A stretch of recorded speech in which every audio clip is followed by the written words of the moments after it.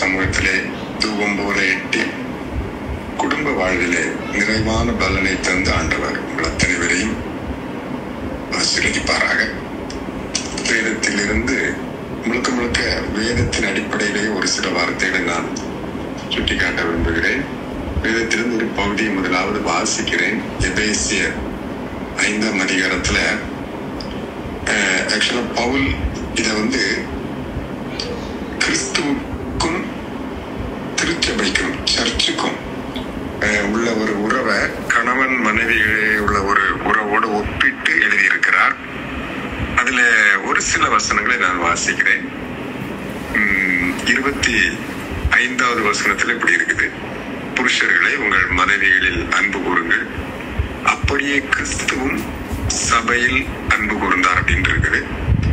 அப்புறம் 28வது வசனத்துல அப்படியே புருஷர்களும் தங்கள் மனைவிகளை தங்கள் சொந்த சரீரங்களாக பாவித்து அவர்களில் அன்பு கூற வேண்டும். தன் மனைவியில் அன்பு கூறுகிறவன் தன்னைத்தான் அன்பு கூறுகிறான்.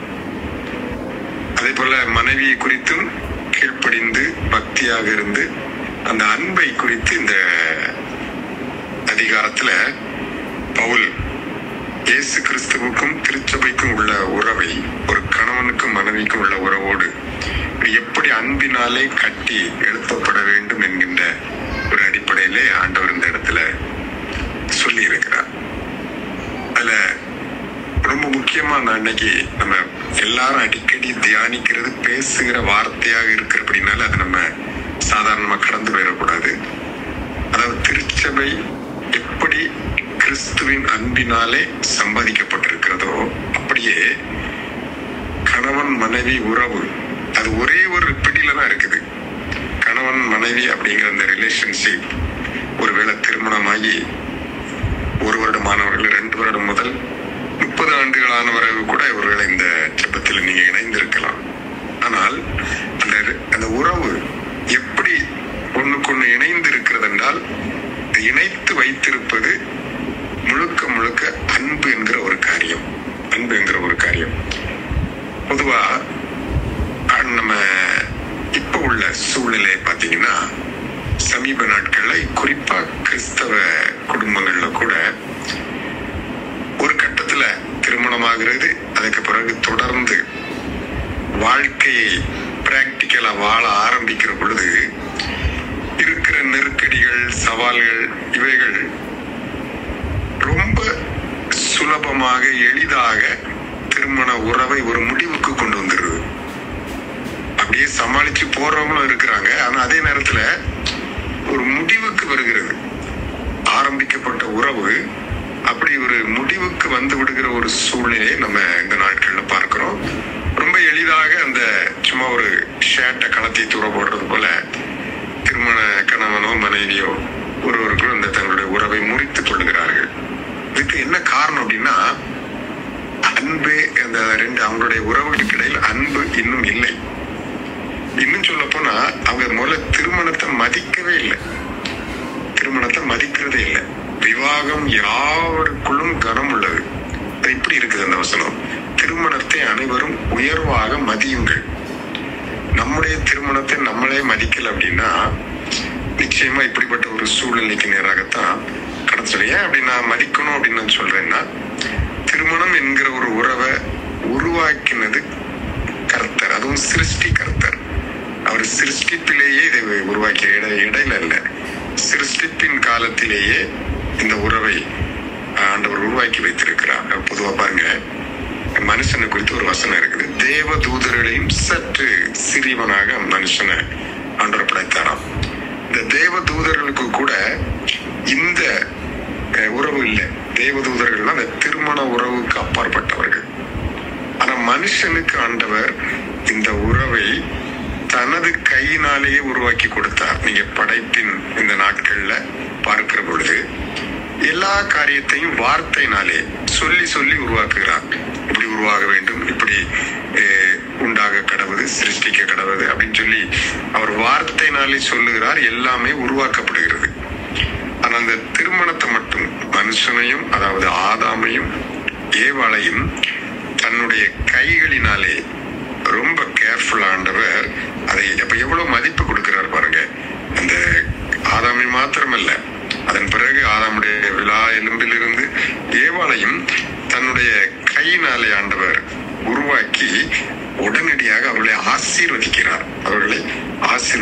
அந்த திருமணத்திற்கு அவர்களுடைய அந்த ஆசீர்வாதத்தையும் கொடுத்து ஒரு நல்ல குடும்பத்தை கட்டி எழுப்பும்படியாக அவருடைய கையிலே அதை ஒப்பு கொடுக்கிறார். அப்படினால்தான் இந்த திருமண உறவு, கணவன் மனைவி உறவு அப்படிங்கிறது 100% 100% கடவுளால் உருவாக்கப்படுகிறது. ஒருவேளை அந்த மாப்பிள்ளை பொண்ணு இதெல்லாம் தீர்மானிக்கிறதுல நம்முடைய பங்கு இருக்கலாம், தீர்மானிப்பதை நம்ம. ஆனால் நான் அந்த உறவை சொல்லுகிறேன். அந்த உறவு, கணவன் மனைவி அப்படிங்கிற உறவை உருவாக்கினவர் கர்த்தர். அது முழுக்க முழுக்க அவருடைய காரியமாக இருக்கிறது. இன்னைக்கும் இந்த ஜெபத்துல இந்த செய்தியை கேட்டுக்கொண்டிருக்கிறதுல திருமணமாகி நிறைய பேர் ஒரு 20 வருஷம்லாம் தாண்டனவங்க கூட நம்ம இதுல இருக்கலாம். வெறுமனே புதுமண தம்பதிகளுக்கு மாத்திரமல்ல, அத்தனை பேருக்கும் ஆண்டவர் நமக்கு இன்னைக்கு சொல்லி காட்டுகிற ஒரு காரியம், அந்த கணவன் மனைவிக்கு இடையே இருக்கிற அந்த அன்பை வைத்து குடும்பத்தை நீங்க கட்டி எழுப்பணும். இதுக்கு ஆண்டவர் ஒரு ஸ்பெஷல் ஒரு அன்பு தருகிறார் பாருங்க. உண்மையிலே நம்ம சாதாரணமா எல்லாருக்கும் அன்பு இருக்கும், சுவாப அன்பு. அது மிருகங்களுக்கு கூட உண்டு. தன்னுடைய குட்டிகளிடத்திலே பாசம் காட்டுறதை நம்ம பார்க்கிறோம். அது அல்ல, ஸ்பெஷலா இந்த திருமண வாழ்வுக்கென்று தேவன் ஒரு அன்பை வைத்து இணைக்கிறார். அந்த அன்புதான் சகலத்தையும் தாங்கும், சகலத்தையும் நம்பும், சகலத்தையும் சகிக்கும். தேவனாலே நமக்கென்று சிறப்பாக கொடுக்கப்பட்ட ஒரு காரியம்தான் அன்பு. இந்த அன்பை குறித்து இன்னைக்கு நான் ஒரு 4 அல்லது 5 காரியங்கள் சுருக்கமா நம்ம தியானிக்கலாம் நான் நினைக்கிறேன். இந்த அன்பு என்னெல்லாம் செய்யும்? நமக்கு 1 Corinthians 13 போட்டிருக்கு, நமக்கு எல்லாம் தெரியும். அந்த அன்பு சகலத்தையும் தாங்கும், சகிக்கும், நம்பும், இன்னும் பாருங்க தற்பொழிவு நாடு இப்படிலாம் இருக்குது. அதே போலதான் ஆண்டவர் கணவன் மனைவிக்கு இடையே கொடுக்கிற இந்த அன்பு என்பது சில காரியங்களை நமக்கு இன்றைக்கு செய்து தருகிறது. உங்களுக்கு புரிய வேண்டும் என்பதற்காக கொஞ்சம் அப்படி ரைமிங்கா நான் எடுத்திருக்கிறேன். நம்ம இன்னைக்கு தியானிக்கலாம். மெய்யாகவே இந்த ஜெபத்துல இணைந்திருக்கிற ஒவ்வொருவருக்கும் இந்த வார்த்தைகள் நிச்சயமா ஏதோ ஒரு வார்த்தை உங்களுக்கு தேவையான வார்த்தையாகத்தான் இருக்கும் அப்படின்னு சொல்லி நான் விசுவாசிக்கிறேன். முதலாவது இந்த அன்பு பாருங்க. அதனாலதான் அன்பு கேட்டு பெற்றுக்கொள்ளணும் போல கணவன் மனைவி. அது இல்லாம சமாளிக்க முடியாது. கணவன் மனைவியை நேசிப்பதற்கும் மனைவி தன்னுடைய கணவனை நேசிப்பதற்கும் அந்த ஒரு அன்பை கர்த்தர் கொடுக்கிறார். நமக்கு கொடுக்கப்பட்டிருக்கிற பரிசுத்த ஆவியினாலே தேவ அன்பு நம்முடைய இருதயங்களில் ஊற்றப்படுகிறது. இதற்கு தேவையான அன்பை ஆண்டவர் தருகிறார். இந்த அன்பு என்ன செய்யும் அப்படின்னா, முதல் காரியம் என்ன செய்யும் அப்படின்னா, இந்த அன்பு எபிரேயர் 13:4 விவாகம் யாவருக்கும் கனம் உள்ளது. நான் ஏற்கனவே சொன்னது போல அந்த வசனம் ஆங்கிலத்துல எப்படி இருக்குது பாருங்க. Marriage is to be honoured by all. எல்லாராலும் மதிக்கப்பட வேண்டிய ஒன்று. இது எது மதிக்கும் அப்படின்னா, அந்த அன்பு இருந்தாதான் இந்த விவாகம் மதிக்கப்படும். விவாகம் மதிக்கப்படும் பாருங்க. இப்போ நம்ம இந்த ஒருவர் கனப்படுத்துறது நீங்க ஏற்கனவே இந்த பிரேயர்ல இந்த கணவர்களுக்காக ஜெபிக்கிற இந்த ஜெபத்துல ஏற்கனவே தியானிச்சிட்டீங்க. எப்படி கனப்படுத்துறது, கணவரை எப்படி கனப்படுத்துறது அப்படிங்கிறத. பொதுவா நம்ம பாருங்க, ஒரு முழுமையான நம்முடைய வாழ்க்கை துணை ஒரு முழுமையான கனத்துக்குரியவர் அப்படிங்கிறத நம்ம முதல்ல புரிந்து கொள்ள வேண்டும். இந்த எபேசியர் 5 21, 22 இப்படி போட்டிருக்கு, ஒருவருக்கொருவர் கீழ்ப்படிந்திருங்கள். தெய்வ பக்தியோட ஒருவருக்கொருவர் கீழ்ப்படிந்திருங்கள். இந்த கீழ்ப்படினா என்ன தெரியுமா? வார்த்தைக்கு மதிப்பு கொடுக்கிறது. மனைவிகளே, அந்த வசனம் 22 இப்படி இருக்குது, மனைவிகளே கர்த்தருக்கு கீழ்ப்படுகிறது போல உங்கள் சொந்த புருஷனுக்கு கீழ்ப்படிந்திருங்க. உண்மையான அன்பு இருந்துச்சுன்னா, அன்பினாலே கட்டப்பட்ட குடும்பத்துல முதலாவது என்ன செய்யும் அப்படின்னா, வாழ்க்கை துணையை நம்ம கனப்படுத்த விரும்புவோம். கீழ்ப்படிதல் அப்படிங்கிறது அவருடைய வார்த்தையை கனப்படுத்த. கணவன் ஒரு காரியம் சொன்னா அந்த வார்த்தையை நம்ம கனப்படுத்துறது அதுக்கு கீழ்ப்படுகிறது.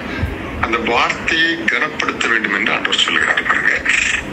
ஒரு கணவனுக்கு கொடுக்க வேண்டிய கனம் கரெக்டா நம்ம கொடுக்கணும் பாருங்க. ஏன்னு சொன்னால் வசனம் இப்படின்னு சொல்லுது, கனப்படுத்துதலே ஒருவருக்கொருவர். ஒருவேளை இதுல ஆண்கள் குறைவாக இணைந்திருந்தாலும் நான் சொல்றேன், இது ரெண்டுமே ரெண்டு சைட்லயும் செய்ய வேண்டியது. ஒருவருக்கொருவர் கனம் பண்ணுவதிலே முந்திக் கொள்ள வேண்டும். வார்த்தைகளை மட்டும் மதிக்கிறது மாத்திரமல்ல, உணர்வுகளையும் மதிக்க கற்றுக்கொள்ள வேண்டும். உணர்வுகளை நிச்சயமா மதிக்க கற்றுக்கொள்ள வேண்டும். இயேசுநாதர் இந்த இடத்துல சபையையும் தன்னையும் குறித்து சொல்லியிருக்க. பவுல் ஆக்சுவலா திருமணம் பண்ணாத ஒரு நபர். அவர் இந்த திருமணத்தினுடைய உறவுகளை எவ்வளவு அற்புதமா இந்த இடத்துல காட்டுறாரு பாருங்க. பிலிப்பியர் 2ஆம் அதிகாரம் 3ஆம் வசனத்துல இப்படி சொல்றாரு. பிலிப்பியர் 2ஆம் அதிகாரம் 3ஆம் வசனத்துல ஒவ்வொருவரும், சபை குறித்தான் சொல்றாரு, ஆனால் நான் கணவன் மனைவிக்கு சொல்றேன், ஒவ்வொருவரும் மற்றவர்களை, அதாவது தன்னுடைய வாழ்க்கை துணையை தன்னிலும் மேன்மையாக எண்ண வேண்டுமா. ஒருவேளை பாருங்க, ஏதோ ஒரு விஷயத்துல நம்மை விட குறைந்து இருக்கலாம், கல்வியிலேயோ அல்லது சேலரி வாங்குற சேலரியிலேயோ, இன்னும் ஏதோ ஒரு காரியில கலர்ல ஏதோ ஒரு விஷயத்துல நம்மை விட பார்க்கிறதுக்கு குறைவானவர்களாக தோன்றலாம். அப்படி குறைவானவர்களாக நம்ம தோன்றும் போது கூட, ஆனா அதை வைத்து அவங்களுடைய கனத்தை நம்ம குறைச்சிடக்கூடாது.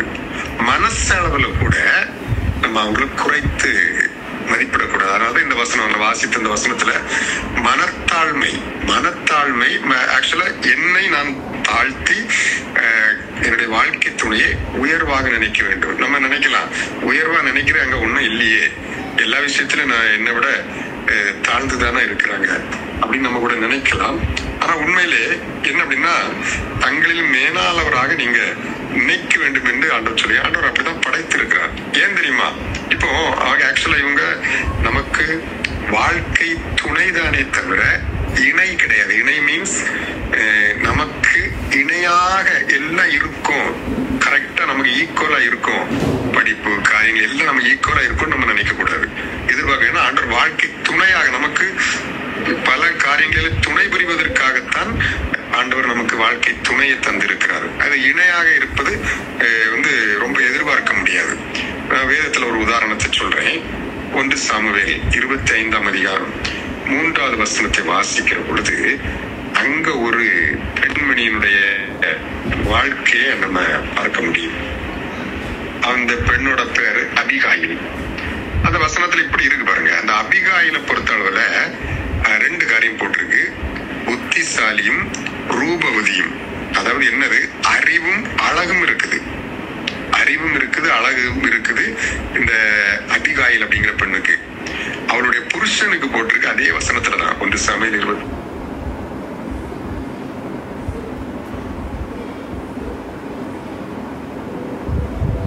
ரெண்டுக்கும் இது புத்திசாலி அழகு, அங்க முரடன் துராகிரதன். அப்படி பார்த்தீங்கன்னா கொஞ்சம் கூட மேட்ச் ஆகல. அப்படிப்பட்ட ஒரு கணவனும் மனைவியும்.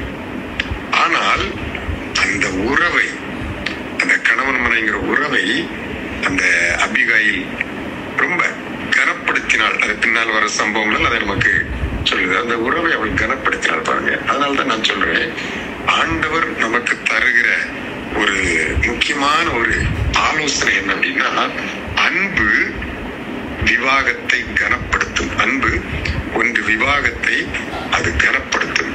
இந்த அபிகாயிலுக்கு நிறைய பேர் ஆலோசனை சொல்லியிருக்கலாம். உண்மையிலே விவாகரத்துக்கு கூட ஆலோசனை சொல்லியிருக்கலாம். ஏன்னா நீ இவ்வளவு அழகா இருக்கிற, இவ்வளவு பத்தி சில இப்படி ஒரு முரடம் கூட, அதுவும் இப்படிப்பட்ட ஒரு துராகிரதம் கூட எதுக்கு நீ வாழணும், உனக்குதான் நல்ல வாழ்க்கை இருக்குது என்று சொல்லி ஏராளமான ஆலோசனைகள் கூட கிடைத்திருக்கலாம். ஆனாலும் அவள் கணவனை கனப்படுத்தினாள். சோ கனப்படுத்துவதற்குரிய காரியம் நிறைய இருக்கிறதுனால அல்ல, இது ஒரு பிரமாணம். தன்னுடைய வாழ்க்கை துணையை தன்னை விட மேலானவராக நாம் கனப்படுத்த வேண்டும். முதல் இது அன்புதான் இப்படி செய்யும். அன்புதான் தற்பொழிவை நாடாமல் வாழ்க்கை துணையை கனப்படுத்துவது தேவனுடைய அன்பு. அப்போ அன்பு இல்லை அப்படின்னா தங்களுடைய பிளஸ் பாயிண்ட் சொல்லிட்டே இருப்பாங்க, கணவனுடைய மைனஸ் பாயிண்ட சொல்லிட்டே இருப்பாங்க. அது அதுக்கு ஒரே ரீசன் அன்பு இல்லை. அன்பு. அதனாலதான் நான் ஆரம்பத்துல சொல்லிட்டேன், இதுக்கு எல்லாத்துக்கும் தேவை, அடிப்படை தேவை என்னன்னா அன்புதான். அதை நம்ம கேட்டு பெற்றுக்கொள்ள வேண்டும். சோ முதலாவது நம்ம புரிந்து கொள்ளும்படி எளிதாக இருப்பதற்காக நான் சொல்றேன், அன்பு என்ன செய்யும் அப்படின்னா விவாகத்தை கனப்படுத்தும். நம்ம ஆண்டவர் நமக்கு தந்த அவருடைய சமூகத்தில இணைந்து நம்ம இருக்கிற இந்த விவாகமானது கனத்துக்குரியது. அன்பு அதை கனப்படுத்தும். வாழ்க்கை துணையும் அன்பு கனப்படுத்தும். அதனால இன்னைக்கு ஒரு சின்ன முடிவெடுப்போம். கொடுக்க வேண்டிய முழு மரியாதையும் நம்ம கனத்தையும் கொடுப்போம். ஆண்டவருக்கு பயந்து அந்த கனத்தை நம்ம செலுத்த நம்ம தீர்மானிப்போம். நிச்சயமா ஆண்டவர் அது நம்முடைய திருமணத்தை ஆண்டவர் மதிக்கிறார். இன்னும் சொல்ல போனா பிசாசும் மதிக்கிறாங்க. பிசாசும் நம்முடைய குடும்ப வாழ்க்கை மதிக்க. அதனால்தான் அதை எப்படியாவது சிதைச்சிரோன்னு போட்டு அவன் மிதிக்கிறதுக்கு அவன் ட்ரை பண்றான். பிசாசு குடும்ப உறவு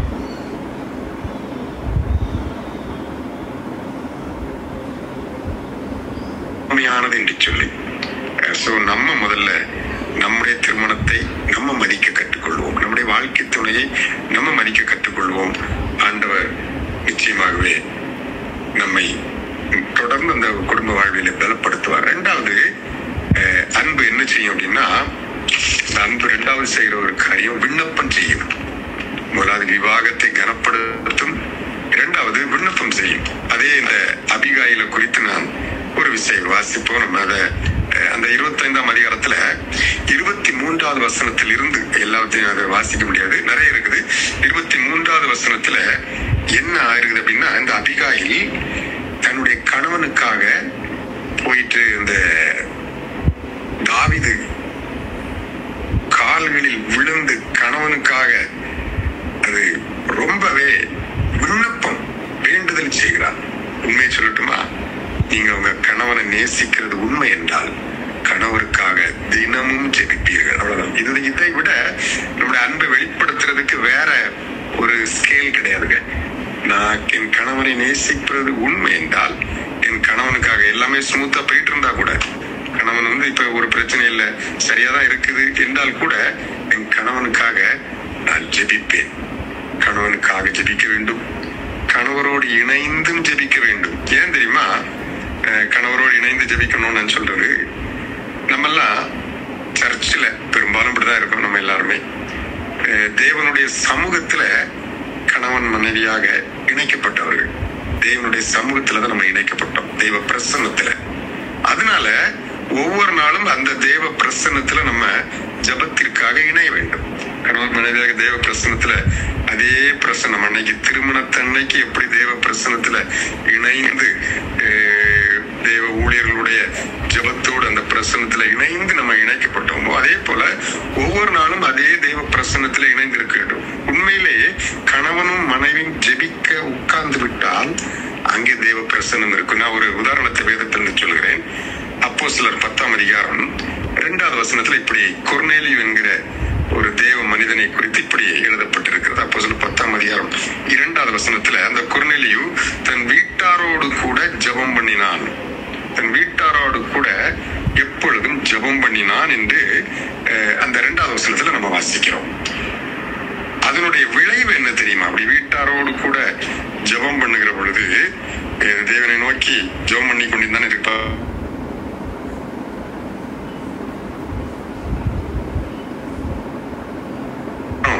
அவரு பிரேயர் பண்ணிட்டு இருக்கும்போது வீட்டுக்குள்ள மிகப்பெரிய வெளிச்சம், ஒரு பெரிய பிரகாசம் அவருடைய வீட்டுக்குள்ளே கடந்து வருகிறது.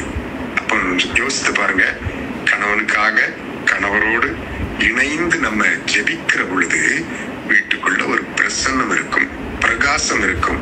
அதே நேரத்துல தேவ பிரசன்னத்துல நம்ம இணையாம கணவனுக்காக ஜெபிக்காமல் கணவரோடு ஜெபிக்காம தேவ பிரசன்னத்துல 2 பேரும் பிரிந்திருந்தால் விளைவு இருள். இதுக்கு பெஸ்ட் எக்ஸாம்பிள் நம்முடைய ஆண்டவர் உருவாக்கின அந்த ஆதி முதல் குடும்பம் தான், ஆதாமும் ஏவாளும். நமக்கு நல்லா தெரியும், 3ஆம் அதிகாரத்துல அந்த நிகழ்வு இருக்கிறது.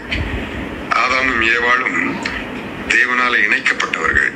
ஆனால் ஒரு கட்டத்துல தேவ பிரசன்னத்துல இணைந்து இருக்க வேண்டியவர்கள். தேவனுடைய சமூகத்துல ஏதேனும் தொடர்களுடைய பிரசன்னத்துல எப்பொழுது இணைந்திருக்க வேண்டியவர்கள். ஆனா ஆதாம் பாருங்க, திடீரென்று விலகி போகிறான். ஏவாள் கூட இல்லை. சோ அதை பயன்படுத்தி, ஆதாம் இல்லாத நேரத்துல அதை பயன்படுத்தி பிசாசு அங்க வந்து நிக்கிறான். அங்க வந்து நின்று ஆதாம் இல்லாத நேரத்திலே ஏவாளோடு பேசி ஏவாளை வஞ்சித்து பாவம் செய்ய வைத்து அதன் பிறகு கணவனையும் பாவம் செய்ய வைக்கிறான். அது இதுக்கு எல்லாத்துக்கும் நம்ம வந்து கீழ்ப்படியாமை அப்படி இப்படி பல காரியத்தை சொல்லலாம். ஆசை, இச்சை, பழத்துக்கு மேல இருந்த ஆசை, இப்படி எல்லாம் பல காரணங்களை இந்த வீழ்ச்சிக்கு சொன்னாலும் அடிப்படை காரணம் ஏவாள் தன்னுடைய கணவனுக்காக கணவனோடு இணைந்து தெய்வ பிரசன்னத்திலே இல்லை. ஆனபடினால அந்த சூழ்நிலையை பயன்படுத்தித்தான் பிசாசு அந்த குடும்பத்தை வஞ்சித்தான்.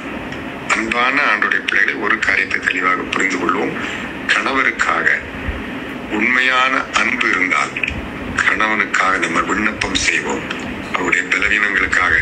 ஒரு கணவனுக்கு வேற எவ்வளவு பெரிய ஊழியக்காரனாக இருந்தாலும் சரி, ஒரு கணவனுக்கு அவருடைய மனைவி செய்கிற ஜபத்துலதான் வல்லமை அதிகம். உண்மையில சொல்றேன், குடும்ப ஜபம் தாங்க வல்லமை அதிகம். ஆண்டவரே, நீங்க தானே எங்களை இணைச்சிங்க, நீங்க இந்த காரியத்தை எங்களுக்கு சரி பண்ணி தாங்கன்னு சொல்லி உரிமையோடு ஆண்டோடைய சமூகத்துல ஒரு மனைவி போராட முடியும். தன்னுடைய கணவனுக்காக போராடி ஜெபிக்க முடியும். கணவனும் அப்படித்தான் மனைவிக்காக போராடி ஜெபிக்க முடியும். ஒருவருக்காக ஒருவர் செய்கிறதா இந்த காரியம். ஆகவே முதலாவது விவாகத்தை கனப்படுத்தும், இரண்டாவது விண்ணப்பம் செய்யும், மூணாவது ஒரு காரியம் பாருங்க, விட்டு கொடுக்கும். உண்மையான அன்பு கணவனிடத்துல விட்டு கொடுக்கும். நான் ஏற்கனவே சொன்னேன் பாத்தீங்களா, ஆண்டவர் துணையாகத்தான் தந்திருக்காரே தவிர இணையாக தரவில்லை. நமக்கு ஈக்குவலா இருக்கிறதுக்கு வாய்ப்பு குறைவுதான். ஆனபடினால சில விஷயங்கள்ல குறைவு இருக்கும். குறைவு இருக்கிற பொழுது நம்ம என்ன செய்யணும் அப்படின்னா, அந்த குறைவை ஒரு இந்த அன்புதான் அந்த வாழ்க்கை துணைய நம்ம அந்த குறைவுகளை விட்டு கொடுக்கணும். நான் இன்னொரு காரியத்தை சொல்றேன் இதுல. எப்படின்னா, இப்போ புது சிருஷ்டி ஒரு வசனம் எப்படி இருக்கு, 2 Corinthians 5:17, ஒருவன் கிறிஸ்துவுக்குள் இருந்தால் புது சிருஷ்டியா இருக்கிறான், பழையவைகள் எல்லாம் ஒளிந்து போயின, எல்லாம் புதிதாயின அப்படின்னு. இது நான் ஏன் இதை இந்த இடத்துல கொண்டு வரேன் அப்படின்னா, திருமணமும் ஒரு புது சிருஷ்டி தாங்க. நான் ஏற்கனவே சொன்னது போல ஆண்டவர் தன்னுடைய கையினாலே, அது வரைக்கும் ஆண்டவர் எதையோ சிருஷ்டித்து கொண்டிருக்கிறார். திடீரென்று திருமணத்தை தன்னுடைய கையினாலே உருவாக்குகிறார். தன்னுடைய கையினாலே இது ஒரு புது சிருஷ்டி. அப்படி இருக்கிற பொழுது மனைவிக்கு என்ன வேணும் அப்படின்னா, இந்த குடும்ப வாழ்க்கை தொடர்ந்து வாழ்வதற்கு தேவையான சில காரியங்கள் இங்க 2 காரியம் போட்டிருக்கு. பழையவைகள் ஒளிந்து புதியவைகள் வர வேண்டும், புதிய காரியம் வர வேண்டும். உதாரணமா, குடும்ப வாழ்க்கை இந்த கணவன் மனைவி உறவு ஸ்மூத்தா போறதுக்கு நமக்கு ஏற்கனவே இருக்கிற சில காரியங்கள் மட்டும் போதாது. நிச்சயமா புதிதாக சில நற்குணங்களை நாம் சேர்த்து கொள்ள வேண்டி, நம்மகிட்ட இல்லாத சில காரியங்களை நம்ம சேர்த்து கொள்ள வேண்டியிருக்கும். இன்னும் சில காரியங்களை விட்டு விட வேண்டியிருக்கும். விடாப்பிடியாக பிடித்து வைத்திருக்கிற, நமக்கு ஆதாயமாக கெத்தாக நினைத்து கொண்டிருக்கிற சில காரியங்களை நம்ம விட்டு விட வேண்டும். அதைத்தான் நான் இந்த வசனத்தை சொன்னேன். சில ஒளிந்து போயினா சில புதுசா ஆட் ஆகணும். ஒரு குடும்பத்தை குறித்து நான் சொல்லுகிறேன். கடந்த ஒரு நிகழ்ச்சி, திருமணமாகி 2-3 வருஷம் முடிந்த ஒரு குடும்பத்தை திடீரென்று குழந்தைகளாம் பிறந்த பிறகு திடீரென்று அவர்களுக்குள்ள ஒரு பிரச்சனை வருது. பிரச்சனை வந்து, அதாவது நீ வேண்டான்னு சொல்லக்கூடிய அளவுக்கு அவங்களுக்கு வந்துச்சு. கிறிஸ்தவ குடும்பம் தான். அப்பொழுது நானும் அந்த இடத்துல இருந்தேன். ஒரு சில தேவ மனிதர்களும் அதில் ஈடுபட்டாங்க. வேற பிரச்சனை வேற ஒண்ணும் இல்ல. அந்த மனைவி இருக்காப்புல, அந்த பொண்ணு ஏற்கனவே அதுக்கு வந்து சரியா ஒரு சில குறிப்பிட்ட காரியங்கள் வந்து சமைக்க தெரியாது. இன்னொன்னு, ட்ரெஸ் எல்லாம் சரியா துவைக்க தெரியாது. ஏன்னா ஒரு பொண்ணு செல்லமா வளர்ந்துருப்பான்னு நினைக்கிறேன். இப்படி சில காரியங்கள் இருக்குது. இப்போ திருமணமாயி அங்க போயாச்சு. போன பிறகு ஸ்மூத்தா போனா இதெல்லாம் ஆட் பண்ணிருக்கணும். அந்த புதிய காரியங்களை கற்றுக்கொண்டு இருக்க வேண்டும். சேர்த்து வைக்க கற்றிருந்திருக்க வேண்டும், அதை ஆட் பண்ணிருக்கணும். அதே போல அந்த பொண்ணுக்கு சில காரியங்கள் பிடிக்காது, அதையும் விடுவதற்கு மனசு இல்லை. இப்படி இருந்துச்சு. இதுதான் பிரச்சனை. அது கிட்டத்தட்ட பிரிவு வரைக்கும் போய் நிக்குது. நான் இதை சொன்னா கேட்கல, அப்போ அதுக்கு பிறகு இதுதான காரியம் என்று சொல்லி தனியாக அழைத்து போய் கவுன்சிலிங் கொடுத்திருந்து வேற ஒண்ணுமே சொல்லல. நீ இதெல்லாம் சேர்த்துக்க, இதெல்லாம் திருமணம் ஸ்மூத்தா போகணும்னா நீ இந்த சில சுவாபங்களை நீ சேர்த்துதான் ஆகணும், இந்த சுவாபங்களை விட்டுதான் ஆகணும் அப்படின்னு சொல்லி நம்ம கவுன்சிலிங் கொடுத்தாங்க பாருங்க. இப்போ ஆண்டுடைய கிருபையினால ரொம்ப நல்லா இருக்கிறாங்க, அந்த ஃபேமிலி ரொம்ப நல்லா இருக்கிறாங்க. அப்படின்னா உண்மையான அன்பு இருந்துச்சுன்னா என்னுடைய சில காரியங்களை நான் விட்டு கொடுப்பேன். ஏன்னா ஸ்மூத்தா போகணும் அப்படிங்கிறது காரியத்திற்காக நம்ம விட்டு கொடுக்க வேண்டியிருக்கும். ஏன்னா திருமணத்தின் போது ஆண்டவரே அப்படிதான் சொல்றாரு, தகப்பனையும் தாயையும் விட்டு புருஷனோடு அவன் இணைந்திருப்பான் அப்படின்னு சொல்லி கணவனை குறித்து அங்க எழுதப்பட்டிருக்கிறது. அதனால இன்றைக்கு ஆண்டோடைய சமூகத்துல நம்ம ஒரு காரியத்தை தெளிவாக புரிந்து கொள்ளணும். எப்படி ஆகினும் நாம் சில காரியங்களை விட்டு கொடுத்துதான் ஆக வேண்டும், விட்டு கொடுத்து ஆக வேண்டும். சில காரியங்களை இப்போ இந்த நேரத்துல நான் பேசிக் கொண்டிருக்கிற இந்த நேரத்துல உங்ககிட்ட இல்லாத சில நல்ல சுவாபங்கள் இன்னும் தேவைப்படுகிறது, இன்னும் உங்கள் குடும்பத்திற்கு தேவைப்படுகிறது. உங்கள் குடும்பம் ஸ்மூத்தா போனோம், ஒரு ஆண்டவருக்காக ஒரு நல்ல பக்தி உள்ள குடும்பத்தை கட்டி எழுப்ப வேண்டும் என்று சொன்னால் இதை கேட்கிற உங்களுக்கு இன்னும் சில சுவாபங்களை சேர்க்க வேண்டி இருக்கிறது, சில காரியங்களை விட்டுவிட வேண்டியும் இருக்கிறது. அதைத்தான் ஆண்டவர் சொல்லுகிறார். திருமணம் என்கின்ற ஒரு புது சிருஷ்டியிலே கிறிஸ்துவுக்குள் இருந்தால் அவன் புது சிருஷ்டி. அதிலே பழைய காரியங்கள், தேவையற்ற காரியங்கள் ஒழிக்கப்பட வேண்டும், புதிய காரியங்களும் சேர்க்கப்பட வேண்டும். இதை ஆண்டவர் நம்முடைய எதிர்பார்க்கிறார். அதை நம்ம செய்கிற பொழுது நிச்சயமா குடும்ப வாழ்க்கை நல்லா இருக்கும். அதே போல அன்பு அதை செய்து முடிக்கும், அன்பு அதை செய்து முடிக்கும். கணவருடைய சில இயலாமைகள் எல்லாத்தையும் சகிக்கும் தன்மை இந்த அன்புக்கு உண்டு, விட்டு கொடுக்கும் இந்த தன்மை இந்த அன்புக்கு உண்டு. கணவனையும் மனைவியையும் இணைத்தாண்டவர் விட்டு கொடுப்பதற்கும் அவரே நமக்கு கற்றுத் தருகிறார். ஆக விவாகத்தை கனப்படுத்தும், விண்ணப்பம் செய்யும், விட்டு கொடுக்கும். நாலாவது இன்னொரு காரியத்தை நான் சொல்ல விரும்புகிறேன். இந்த அன்பு என்ன செய்யும் அப்படின்னா விழாமல் தாங்கும்.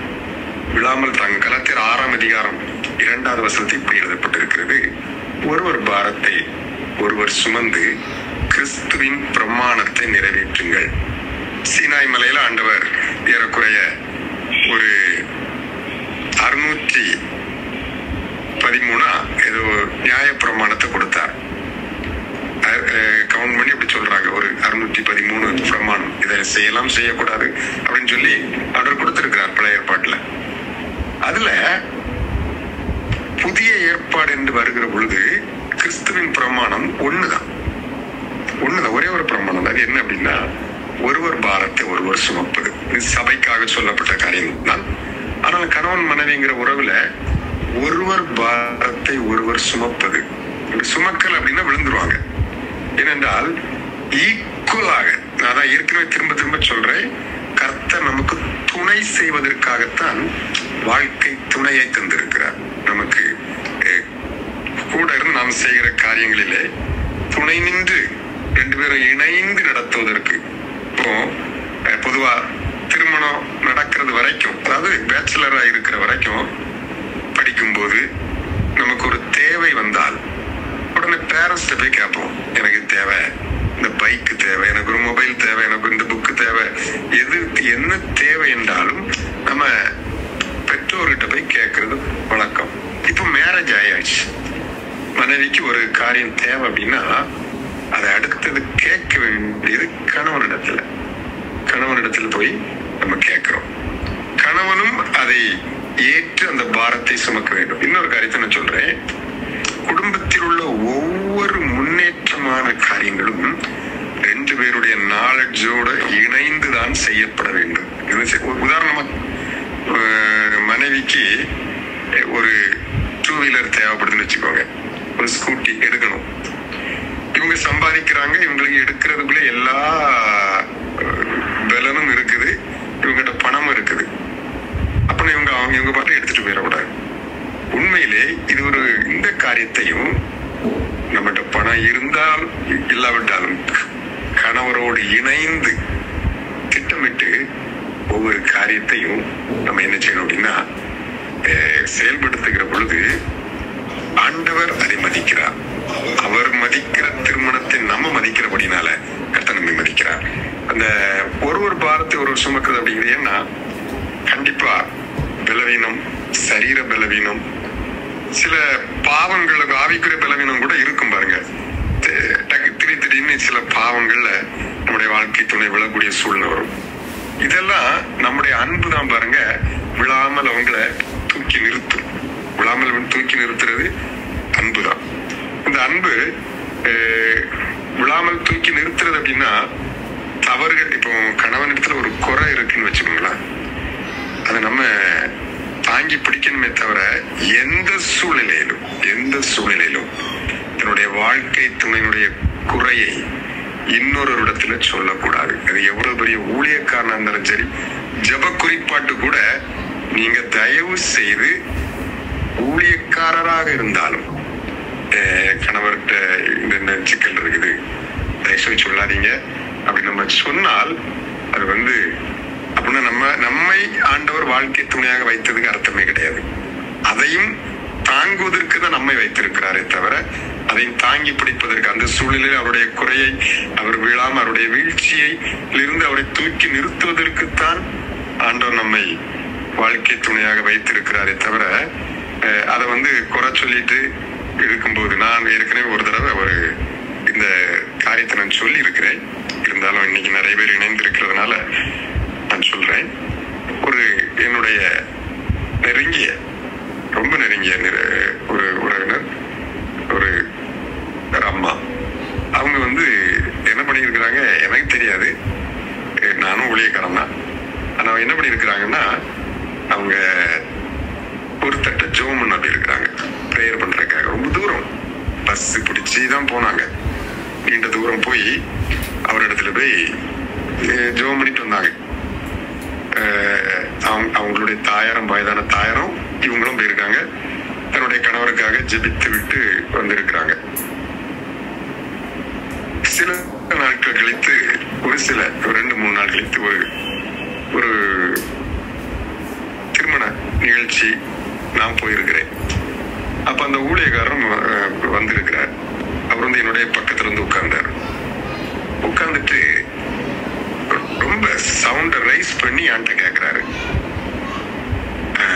சத்தம் போட்டு அவங்கள பேர சொல்லி, உங்க சொந்தக்காரங்க அவங்க வந்தாங்க, இப்ப அவரு சரியில்லையாம ரொம்ப அப்படின்னு சொல்லி சத்தம் போட்டு இவங்க என்ன ஜப குறிப்பு சொன்னாங்களோ அத அப்படியே அத்தனை கூட்டத்தின் மத்தியிலும் என்கிட்ட பேசுறேங்கிற பேர்ல எல்லார்ட்டையும் சொல்லிட்டாரு.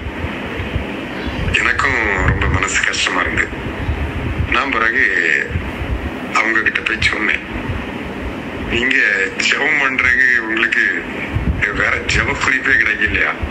இப்படி போய் அதுவும் வேற ஆளு கிடைக்கல, இப்படி போய் சொல்லியிருக்கிறீங்களே. ஒரு நல்ல உங்க பிரேயர்ஸ்ல ஒரு ஃபெலோஷிப்ல இருக்கிற ஒரு சில பெண்கள் கூட நீங்க சொல்லி ஜெபித்தா கூட பரவாயில்ல, இப்படி போய் சொல்லி ஏன் அதை தாங்கிறதுக்கு தானே உங்களை கத்தர் வைத்திருக்கிறார் அப்படின்னு சொல்லும் போது அவங்களுக்கு அவங்க பண்ணின தப்பு புரிஞ்சுக்கிட்டாங்க, தவறு என்று சொல்லி. அதனால உண்மையிலே சொல்றேன், கணவனுடைய வீக்னஸ எக்காரணம் கொண்டும் எந்த சூழ்நிலையிலும் இன்னொரு இடத்துல சொல்லி பரிதாபத்தை தேடுவதற்கோ இல்லை எந்த நோக்கத்திலும் நம்ம இன்னொருத்த சொல்ல வேண்டாம். ஏனென்றால் அந்த வீக்னஸை தாங்குவதற்காகத்தான் உங்களை கர்த்தர் வாழ்க்கை துணையாக வைத்திருக்கிறார். அதனால் உண்மையான அன்பு என்ன செய்யும் அப்படின்னா விழாமல் தாங்கி பிடிக்கும். தன்னுடைய வாழ்க்கை துணை விழாமல் தாங்கி பிடிக்கும். கடைசியா இன்னொரு காரியத்தை சொல்லுறேன், அதுக்கு ஒரு நீங்க ஜெபிக்க இருக்கிறீங்க. இன்னொரு கடைசியா அன்பு என்ன செய்யும் அப்படின்னா விசுவாசமாக இருக்கும். எல்லாமே வீணி ஆரம்பிக்கும். நம்ம புரியுறதுக்காக நான் அப்படி சொல்லியிருக்கேன். அன்பு விசுவாசமாக இருக்கு. இந்த இடத்துல விசுவாசம் அப்படிங்கிறது ஃபெய்த் இல்ல, ஃபெய்த்ஃபுல்னஸ். ஃபெய்த்னா அந்த பற்றுறுதி, இது ஃபெய்த்ஃபுல்னஸ், விசுவாசம். தங்கள் விசுவாசம் உள்ள அப்படின்னு சொல்லுவோம் பாத்தீங்களா, உண்மை. ஒரு சரியான அன்பு என்ன செய்யும் அப்படின்னா, அன்பினாலே கட்டப்பட்ட குடும்பம் எந்த சூழலிலும் மரண பரியந்தம் தன்னுடைய வாழ்க்கை துணைக்கு உண்மையாக இருக்கும். ஒரு கணவன் வேற என்னங்க எதிர்பார்ப்பார் மனைவிட்ட? என்ன எதிர்பார்க்கிறாரு? என்னுடைய மனைவி எனக்கு உண்மையா இருக்கு. உண்மையிலே கொஞ்சம் இந்த நாட்களை கொஞ்சம் கவனித்து பாருங்களா. இந்த நாட்கள்ல கணவனுக்கு துரோகம் செய்கிற மனைவி, மனைவிக்கு துரோகம் செய்கிற கணவன், இதெல்லாம் பெருகிவிட்ட ஒரு காலம். அதாவது எபிரேயர்ல நம்ம வாசித்த அந்த வசனத்துல எச்சரிக்கிறார் பவுல். அது கொஞ்சம் ஒரு கடினமான வசனம் போல இருக்கும். அவர் எச்சரிக்கிறார். எபிரேயர் 13ஆம் அதிகாரம் 4ஆம் வசனத்துல ரொம்ப எச்சரிக்கிறார். விவாகம் யாவருக்குள்ளும் கனம் உள்ளது. விவாகம் கொஞ்சம் அசுசிப்படாத இருப்பதாக வேசிக்கல்லரையும் விபச்சாரங்களையும் தேவன் நியாயம் தீர்ப்பார். என்ன சொல்றாருன்னா, கணவனுக்கு நம்ம உண்மையாக இருக்கணும் அப்படிங்கிறத ஆரம்பத்திலேயே கடைசி வரை உண்மையா இருக்கணும் அப்படிங்கிறத மைண்ட்ல பிக்ஸ் பண்ணணும், செட் பண்ணிடணும். அந்த இடத்துல எந்த ஒரு இன்னொரு உறவு வராதபடிக்கு நம்ம தெளிவா, எந்த வடிவத்தில் வேணாலும் வரலாம். நமக்கு ஆறுதல், ஹெல்ப் செய்யற மாதிரி, உதவி செய்யற மாதிரி எந்த வடிவத்தில் வந்தாலும் மனசால் கூட என்னுடைய கணவனுக்கு நான் உண்மையா இருப்பேன், விசுவாசமா இருப்பேன், துரோகம் செய்ய மாட்டேன் அப்படிங்கிறத நம்ம மைண்ட்ல செட் பண்ணணும். பாருங்க, நான் இது ஏதோ என்ன சொல்றது, மோசமா நடக்கிறதா அந்த மாதிரி சொல்லல. மனதில இயேசுநாதர் அழகா சொன்னாரு பாருங்க, நீ ஒரு ஸ்திரீயை இச்சையோடு பார்த்தாலே விபச்சாரம் ஆண்டவர் சொன்னார். அது மனதளவுல கூட நம்ம நம்முடைய இப்படி சிலவங்க நினைப்பாங்க, ஓ இவரை மேரேஜ் பண்ணி வந்திருக்க கூடாதுன்னு, அல்லது வேற அவரை பண்ணிருக்கலாமே, இப்ப இவ்வளவு கஷ்டமா இருக்குது, இவரை கல்யாணம் பண்ணாம இருந்திருக்கலாம் அப்படின்னு நினைக்கிறது கூட ஆண்டோடைய பார்வையில ஒரு உண்மை இல்லாத ஒரு காரியம். கணவனுக்கு நம்ம உண்மையா இல்லை, விசுவாசமா இல்லை அப்படின்னு சொல்லி ஆண்டவருடைய இந்த ஆண்டவர் கடைசி எப்படி சொல்றாரு, திருச்சபையை இயேசு சீக்கிரம் வரப்போகிறார். இயேசு சீக்கிரம் வரும்போது பொதுவா திருச்சபையை எப்படி என்ன சொல்லுவாராம் அப்படின்னா, உண்மையுள்ள ஊழிய உத்தமமும் உண்மையுள்ள ஊழியக்காரனே, நீ கொஞ்சத்துல உண்மையா இருந்தாய், அநேகத்தில் உன்னை அதிகாரியாக வைப்பேன், உன் எஜமானுடைய சந்தோஷத்திற்குள் பிரவேசி. மணவாளனாகிய இயேசு வரும்போது கூட நம்ம எல்லாருமே மணவாளனாகிய இயேசு கிறிஸ்துவுக்கு மணவாட்டியாக இருக்கிறோம். அப்ப ஆண்டவர் நம்மகிட்ட உண்மைத்தன்மை எதிர்பார்க்கிறார். நீ மரணம் புரிந்து உண்மையுள்ளவனாயிரு, அப்பொழுது ஜீவ கிரீடத்தை தருவேன் என்று வெளிப்படுத்தல நம்ம வாசிக்கிறோம். அதே போல எப்படி ஏசப்பாவை தவிர நம்ம வேற எந்த ஒரு வல்லமையாவது, எந்த ஒரு வேறுவித வல்லமையாவது நான் கடவுளாக நான் ஏற்றுக்கொள்ள மனதளவில் கூட நம்ம அதை ஏற்றுக்கொள்ள முடியாது, சகிக்க முடியாது. இந்த அன்புக்கு ஈடாகாது இல்லையா, எதுவுமே ஈக்குவலா சொல்றதுக்கு கூட நம்ம மனசு வராது. அதே போல அது நமக்கு ஆண்டவர் எவ்வளவு உண்மையா இருக்கிறோமோ அதே போல நம்முடைய கணவனுக்கும் மிகவும் மனதளவிலும் செயலிலும் உண்மையாக இருக்க இந்த அன்பு நமக்கு உதவி செய்யும். இந்த அன்பு நம்ம வலுவ விடாது. இந்த அன்பு விசுவாசமாக இருக்கும். இதைத்தான் ஆண்டவர் இந்த நாளிலே நமக்கு சுட்டி காட்ட விரும்புகிறார். ஆண்டவர் இந்த இவ்வளத்தை நமக்கு நிறைவேற்றி தருகிறது அன்புங்க. சோ அப்ப நமக்கு தேவை ஒண்ணுதான், தேவனுடைய அன்பு. திருமணத்துக்கு கணவன் மனைவிக்கு இடையே ஒருவேளை இன்னைக்கு அந்த அன்பு என்கிற ஒரு கட்டப்பட்டிருக்கிற இந்த கயிறு ரொம்ப அறுந்து போகிற நிலைமையில ரொம்ப மைல்டா இருக்கலாம் பாருங்க. ஆனா இன்னைக்கு ஆண்டவர் அன்பினாலே மறுபடியும் கட்டி அந்த திருமண உறவை ஆண்டவர் புதுப்பித்து அப்படியே நம்மை கட்டி குடும்பத்தை கட்டி எழுப்ப விரும்புகிறார். தேவை அன்புதான். இந்த அன்புதான் பாருங்க விவாகத்தை கனப்படுத்தும். இந்த அன்புதான் விண்ணப்பம் செய்யும் கணவனுக்காக. இந்த அன்புதான் விட்டு கொடுக்கும். இந்த அன்புதான் விழாமல் தாங்கும். இந்த அன்புதான் விசுவாசமாக இருக்கும். ஆண்டவர் நிச்சயமா இந்த அன்பை நமக்கு தந்து இந்த ஜெபத்துல இணைந்திருக்கிற அத்தனை பேருடைய ஏறக்குறைய ஒரு 55 பேர் இருந்திருக்கிறீங்க பாத்தீங்களா, அத்தனை பேருடைய குடும்ப வாழ்க்கையும் ஆண்டவர்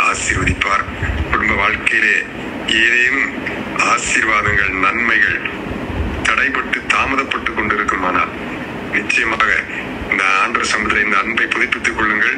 அது எல்லா நன்மை நமக்கு நிறைவேற்றி கொடுக்கும். நிறைவான குறைவுகள் எல்லாம் இயேசுவின் நாமத்தினாலே நிறைவாக மாறும். நிச்சயமா கர்த்தர் நம்மை ஆசீர்வதிப்பார்களுக்காக நான் ஒரு ஜெபிக்க விரும்புகிறேன். கண்களை மூடி நம்ம ஜெபிப்போம். ஸ்தோத்திரம். எல்லாரும் ஒப்பு கொடுப்போம். திருமணத்தை ஆண்டவர் அன்பினாலே இணைத்தார். இயேசுநாதருடைய சிலுவை பாடுகள், அவரை சிலுவையில் அறையும் போது கடைசியா அவர் ஜீவன் பிரிந்த பிறகு கடைசியா ஒருவன் அவருடைய விழாவிலே ஈட்டினாலே குத்தினார். அங்கிருந்து பிளட்டும் தண்ணீரும் புறப்பட்டு வந்தது என்று வேதத்தில் நம்ம வாசிக்கிறோம். தெரியுமா, கடைசி காயம் விழாவிலே, விழா அப்படிங்கிறது குடும்ப உறவை குறிக்கிறது, கணவன் மனைவிக்கு உறவை குறிக்கிறது. நம்முடைய குடும்பங்களுக்கு விரோதமாக ஈட்டியாய் வீசிக்கொண்டிருக்கிற அத்தனை பிசாசின் காரியங்களையும் தாக்குதல்களையும் தன்மேல் ஆண்டவர் ஏற்றுக்கொண்டார். அவருடைய விழாவிலே ஏற்றுக்கொண்டார். இன்றைக்கு நம்முடைய குடும்பங்களுக்கு விரோதமாக வருகிற அத்தனை ஆயுதங்களும் இயேசுவின் விழாவை துடைத்திருக்கிறது. ஏன் தெரியுமா? அந்த விழா எலும்புதான் குடும்பத்தை உருவாக்கியது. அதிலிருந்து தண்ணீர் புறப்பட்டு வந்தது. நம்முடைய குடும்பத்தை அது செழிப்பாக்கும். விசுவாசத்தோடு ஆண்டவரிடத்துல ஜெபிப்போமா? எங்களை நேசிக்கிற நல்ல ஆண்டவரே, கிருபையாக ஆண்டவரே, வாழ்க்கை துணைக்காக ஜெபிப்பதற்கென்று ஆண்டவர் ஏற்படுத்தி கொடுத்த இந்த ஜெப நேரத்திற்காக உமக்கு நன்றி செலுத்துகிற நாளிலும் ஆண்டவர் கொடுத்த வார்த்தைகளை பெற்றுக்கொண்ட இந்த பிள்ளைகள் ஆண்டவரே அதிலே நிலைத்திருக்க உதவி செய்யுங்க. ஆண்டவரே, குடும்பங்களிலே இருக்கிற குறைவுகள் மாறட்டும் ஐயா.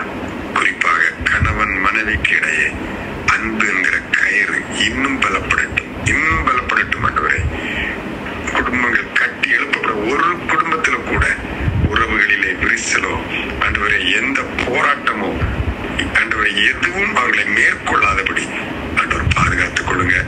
பொருளாதார சூழ்நிலைகளை பின்தங்கி போராடி கொண்டிருக்கிற, அன்றாட தேவைகளை கூட சந்திக்க முடியாமல் திண்டாடி கொண்டிருக்கிற நம்முடைய பிள்ளைகளுக்கு ஆண்டவரே, சிலுவையிலே உங்களுடைய விழாவில் இருந்து புறப்பட்டு வந்த அந்த தண்ணீர் இவர்களுடைய ஆண்டவரே குடும்ப தோட்டத்திலே பாய்ந்து செல்லட்டும், செழிப்பு உண்டாகட்டும் என்று நாங்கள் ஜெபிக்கிறோம். ஆண்டவரே, வாழ்விலே எந்தெந்த பகுதியிலே குறைவுகளோடு இருக்கிறார்களோ, ஆசீர்வாதத்தை எதிர்பார்த்து இருக்கிறார்களோ, கர்த்தருடைய காயங்களில் இருந்து வருகிற இரத்தம், தண்ணீர் அவர்களுடைய குடும்பத்தை செழிப்பாக்கட்டும். எல்லா நன்மைகளையும் கொடுத்து நம்முடைய பிள்ளைகளை ஆசீர்வதிங்க. ஆண்டவரே, தொடர்ந்து இந்த பிள்ளைகள் ஏறெடுக்கிற விண்ணப்பங்களிலும் உடைய கிருபை நிறைந்த கரமுடன் இருந்து வழிநடத்தட்டும்.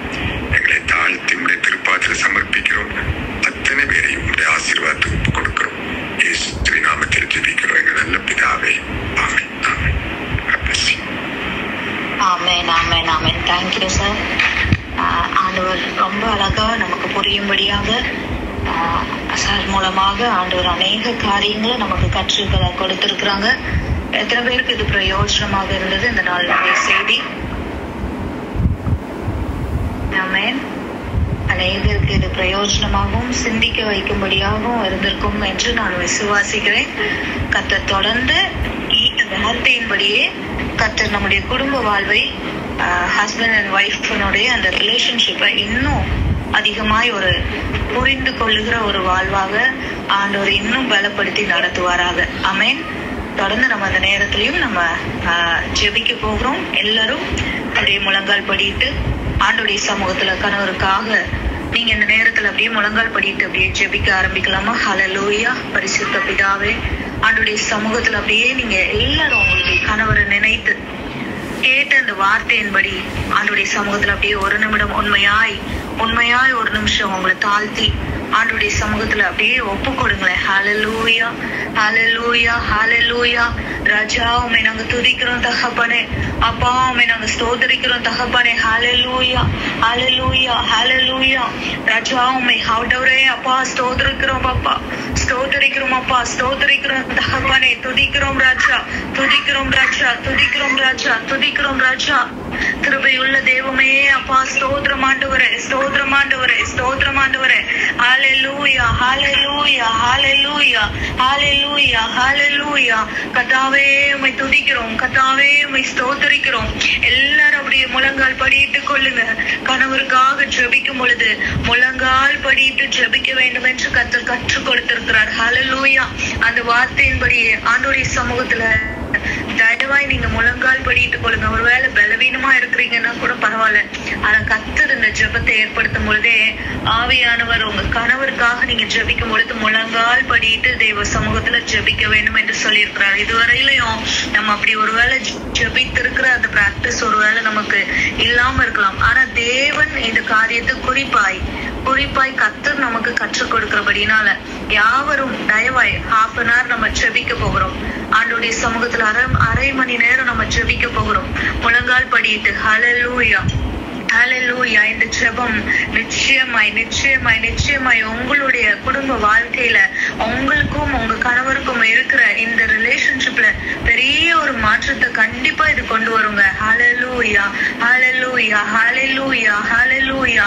ஆண்டவருடைய பாதத்துல கர்த்தருடைய வார்த்தைக்கு கீழ்ப்படிந்து அவருடைய சமூகத்துல நம்ம செலவிடுகிற இந்த அரை மணி நேரம் ஜெபம் நிச்சயமாய் நம்ம பல ஆண்டுகள் நீங்களும் உங்க கணவரும் சந்தோஷமாக வாழுகிற ஒரு அற்புதமான ஒரு வாழ்வை உங்களுக்கு உருவாக்கி கொடுக்கும். ஹல்லேலூயா.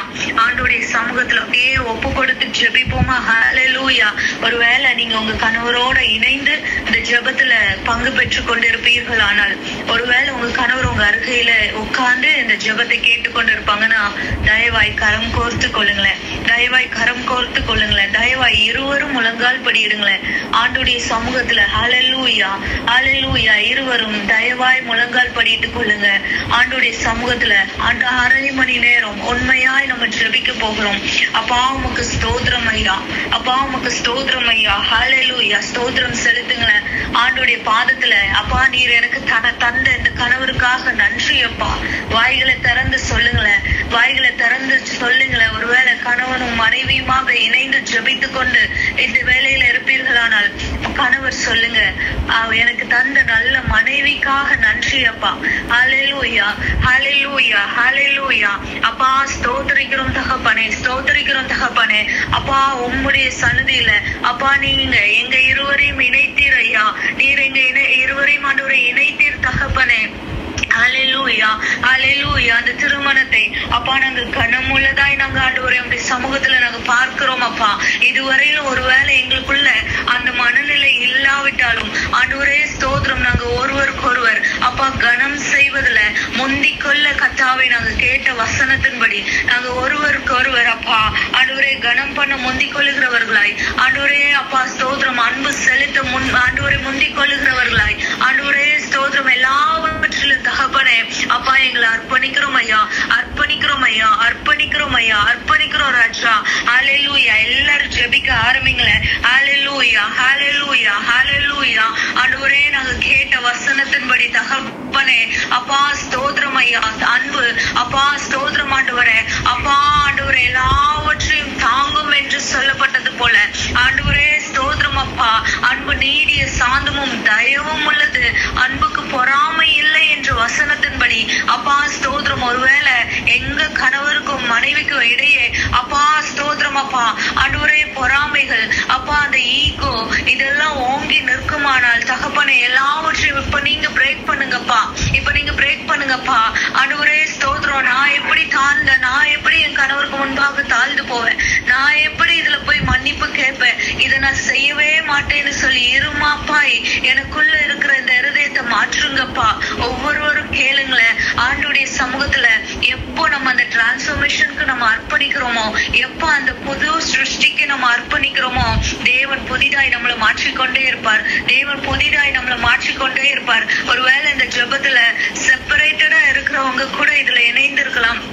நீங்க பிரிந்து கூட வாழ்ந்து கொண்டிருக்கலாம். ஆனா உங்களுடைய இருதயத்துல சேர்ந்து வாழ வேண்டும் என்கிற ஏக்கத்தை தேவன் கொடுத்துதான் இந்த ஜெபத்துல உங்களை இணைய வைத்திருக்கிறார். அதனால இந்த நேரத்துல அந்த கணவருடைய வாழ்வுக்காக, நான் இணைந்து வாழணுங்கிற அந்த வாழ்வுக்காக, நீங்க சேர்ந்து வாழணுங்கிற அந்த வாழ்வுக்காக ஆண்டோடைய சமூகத்துல நோக்கி விண்ணப்பம் பண்ணுங்க.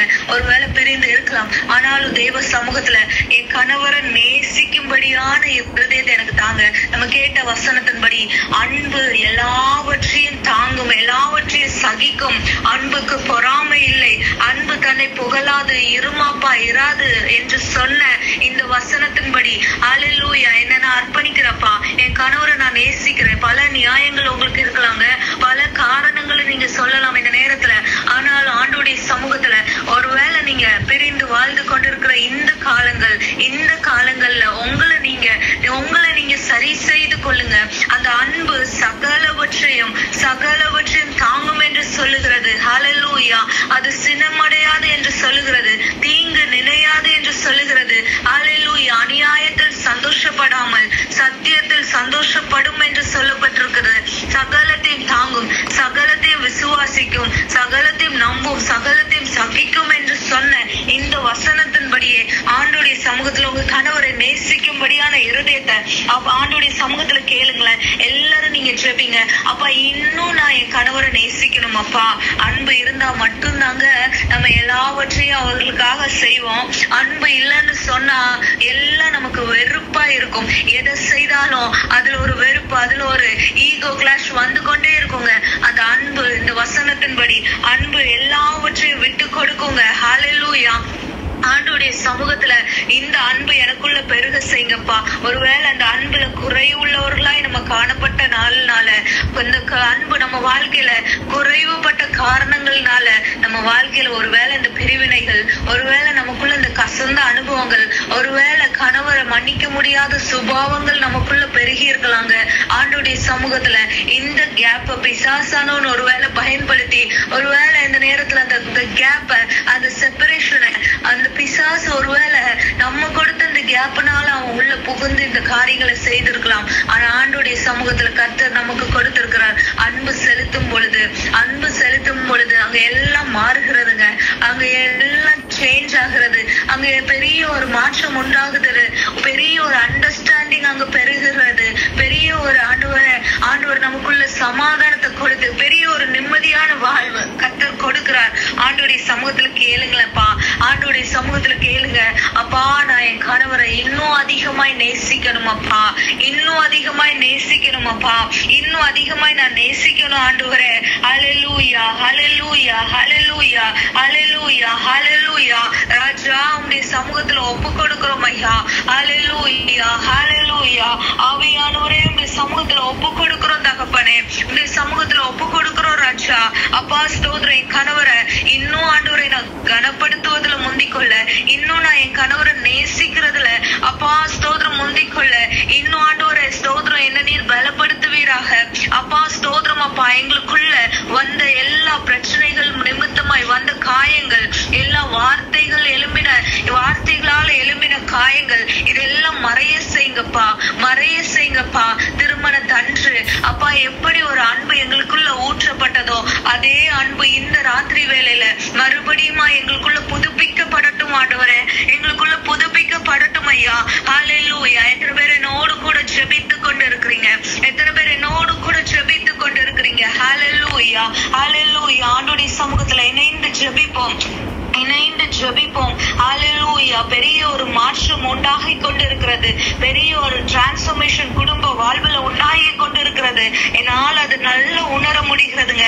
தேவ பிரசன்னத்தை கர்த்தர் அசைவாடுகிறத உங்களுடைய குடும்பங்கள்ல, உங்களுடைய கணவன் மனைவியினுடைய உறவை பலப்படுத்துகிறத, கணவன் மனைவிக்குள்ள பெரிய ஒரு அண்டர்ஸ்டாண்டிங்க தேவன் கிரியேட் பண்ணுகிறத என்னால உணர முடிகிறது. ஒரு தேவ பிள்ளையால இப்பொழுது ஜெபிக்கும் பொழுது கர்த்தர் அங்க எல்லா காரியங்களையும் சரி பண்ணுகிறத உங்களால உணர முடியுங்க. உங்க ஆவிக்குரிய கண்களால பாருங்க, கர்த்தர் அசைவாடுகிறார். உங்க குடும்ப உறவுக்குள்ள, உங்க கணவன் மனைவி ரிலேஷன்ஷிப்புக்குள்ள தேவ ஆவியான ஒரு உலாவிக் கொண்டிருக்கிறார், அசைவாடுகிறார். ஹல்லேலூயா, ஹல்லேலூயா, ஹல்லேலூயா, ஹல்லேலூயா, ஹல்லேலூயா. அப்பா, ஒருவருக்கொருவர் அப்பா எங்களுக்குள்ள மேன்மையான எண்ணங்கள் உருவாகட்டும் அப்பா. ஆண்டவரே ஒருவரை குறித்து அப்பா ஆண்டவரே ஒருவருக்கு மேன்மையான எண்ணம் இந்த நேரத்துல உண்டாகட்டும் அப்பா.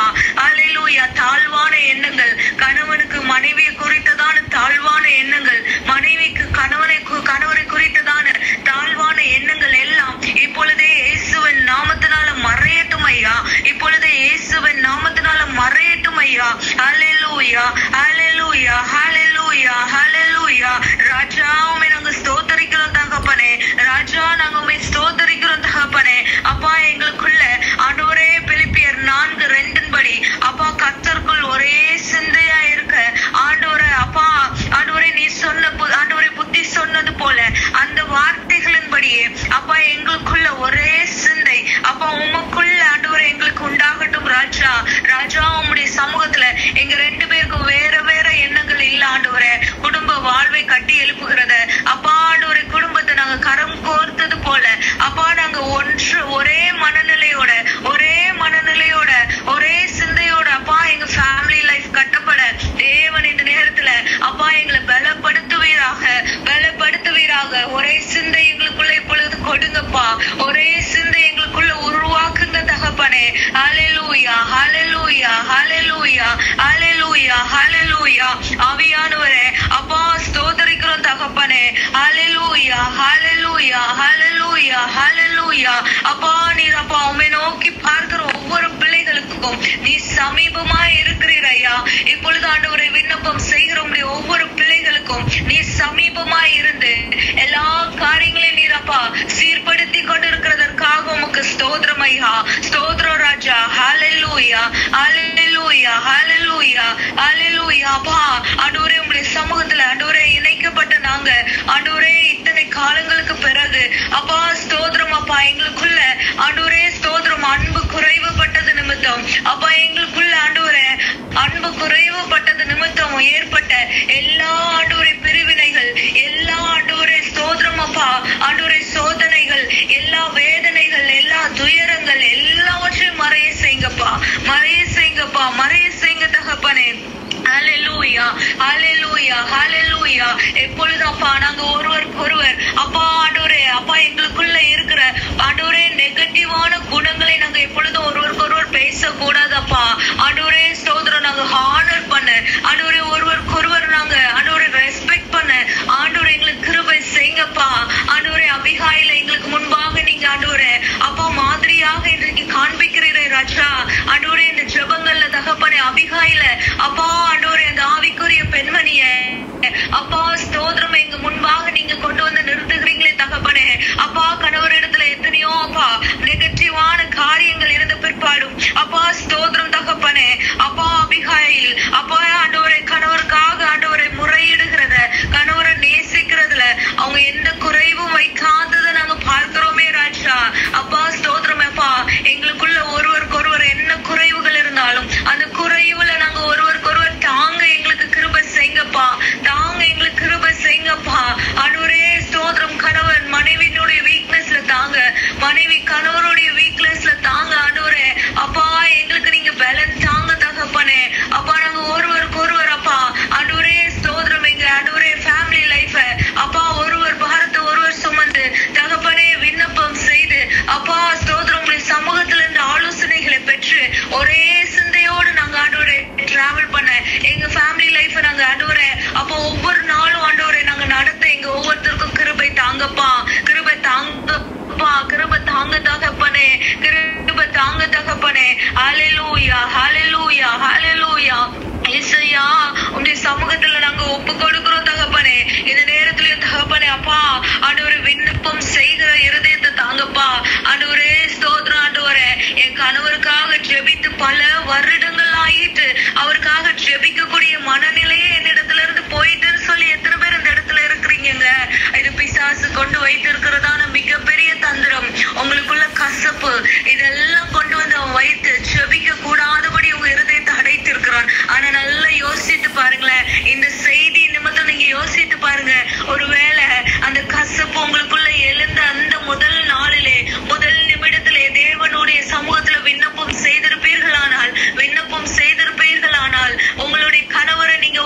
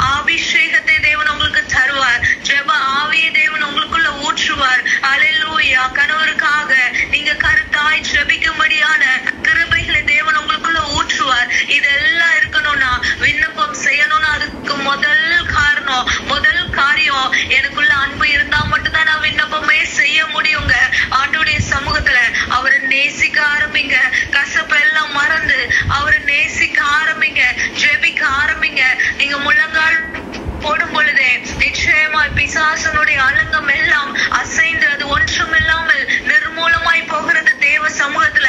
ஹல்லேலூயா. ஜெபிக்காம விட்டது நிமித்தம்தான் இவ்வளவு பிரச்சனைகள். ஜெபிக்காம நீங்க உட்கார்ந்து இருந்தனாலதான், ஜெபிக்காம நிறைய காரியங்கள் அது போகிற போக்குல போகட்டும்னு சொல்லி விட்டது நிமித்தம் தான் இன்னைக்கு இத்தனை காரியங்கள் குடும்பங்களுக்குள்ள எழும்பி வந்து நிற்கிறதுங்க. ஆண்டுடைய சமூகத்துல உணர்ந்தவர்களாய், அப்பா நான் இவ்வளவு நாளும் என் கணவருக்காக ஜெபிக்காம இருந்ததற்காக என்ன மன்னிங்கப்பா, ஜெபிக்காம இருந்ததுக்காக என் ஆண்டவரே என்ன நீங்க மன்னிங்கப்பா. ஒருவேளை கணவர் இந்த இடத்துல இந்த நிலையில இணைந்திருப்பீங்கன்னா ஆண்டுடைய சமூகத்துல, அப்பா ஸ்தோத்திரம் மனைவிக்காக விண்ணப்பம் பண்ணும்படியான கிருபைகளை எனக்கு தாங்கப்பான்னு சொல்லி கேளுங்களேன். ஹல்லேலூயா, ஹல்லேலூயா, ஹல்லேலூயா. ராஜாவை ஸ்தோத்திரிக்கிறோம் அப்பா. கொர்நேலியோ அப்பா குடும்பத்தோட தகப்பனே, அப்பா ஆண்டவரே இப்படி வார்த்தை கேட்கும்படியாக இருக்கும் பொழுது, எல்லாரும் இணைந்து விண்ணப்பம் செய்த பொழுது அந்த வீட்டுக்குள்ள ஒரு ஒளி வந்தது என்று நாங்க செய்தியில கேட்டோமே ராஜா. அப்பா ஸ்தோத்திரம் ஆண்டவரே. இன்றைக்கு ஆண்டவரே நாங்க விண்ணப்பம் செய்யும் பொழுது நிச்சயமாய் அப்பா தேவனுடைய பிரகாசம், தேவனுடைய வெளிச்சம் எங்க இருளை நீக்கும் அப்பா. எங்க வாழ்வுல வந்த கசந்த இருண்ட அனுபவங்கள் எல்லாம் மறையும் ராஜா. ஹல்லேலூயா, ஹல்லேலூயா, ஹல்லேலூயா. விண்ணப்பம் செய்கிற இருதயத்தை எனக்கு தாங்கப்பா, விண்ணப்பம் பண்ணுகிற இருதயத்தை எனக்கு தாங்கப்பா, ஜெபிக்கிற இருதயத்தை எனக்கு தாங்கப்பா. ஹல்லேலூயா, ஹல்லேலூயா, ஹல்லேலூயா. நான் ஜெபிக்கும் பொழுது அப்பா நான் மனைவியா இருந்து அப்பா ஸ்தோத்திரம் என் கணவருக்காக ஜெபிக்கும் பொழுது அப்பா எல்லா இருண்ட அனுபவங்களும் மறைகிறதப்பா.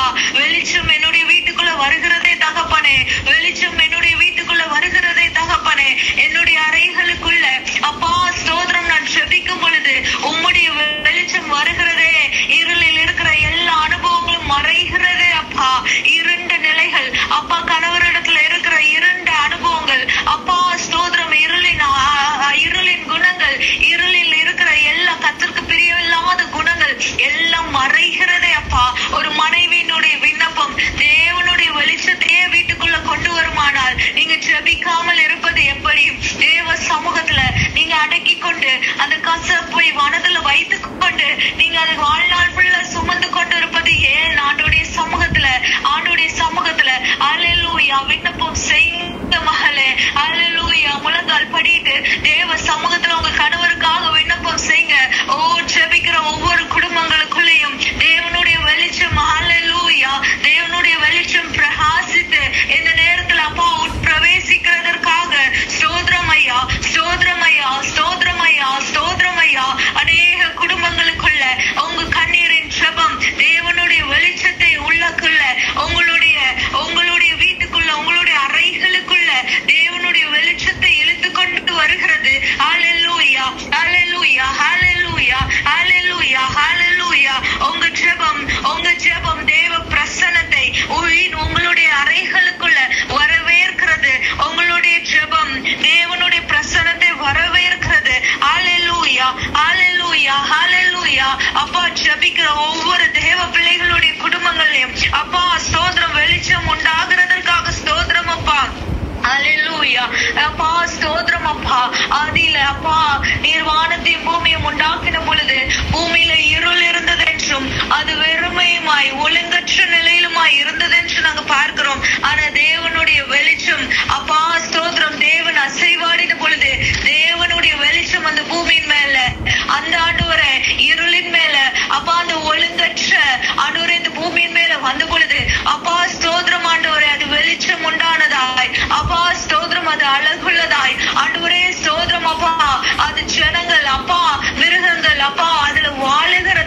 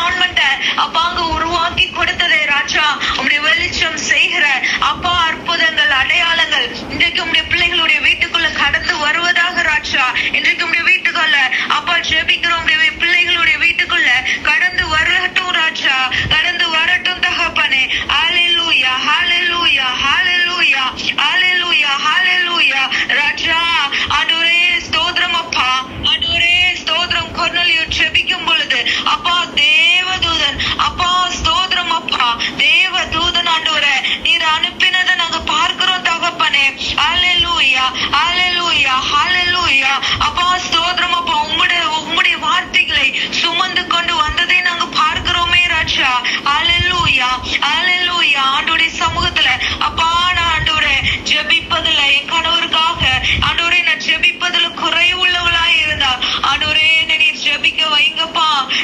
பாவி எனக்குள்ள ஊற்றுங்கப்பா.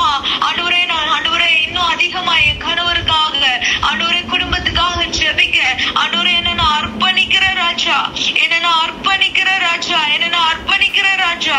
ஹல்லேலூயா ஹல்லேலூயா ஹல்லேலூயா. அப்பா அந்த நேரத்துல ஒருவருக்கு ஒருவர் நாங்க விட்டு கொடுக்கிற குணங்களை எங்களுக்கு தாங்கப்பா. ஒருவருக்கு ஒருவர் நாங்க விட்டு கொடுக்கிற குணங்களை எங்களுக்கு தாங்கப்பா. ஹல்லேலூயா ஹல்லேலூயா. ஆண்டவரே ஸ்தோத்திரம். யார் உயர்ந்தது யார் தாழ்ந்தது என்கிற ஆண்டவரே அப்பா போட்டிகள் எங்களுக்குள்ள வேண்டாப்பா. எங்களுக்குள்ள ஆண்டவரே அந்த உயர்வு தாழ்வு வேண்டாப்பா.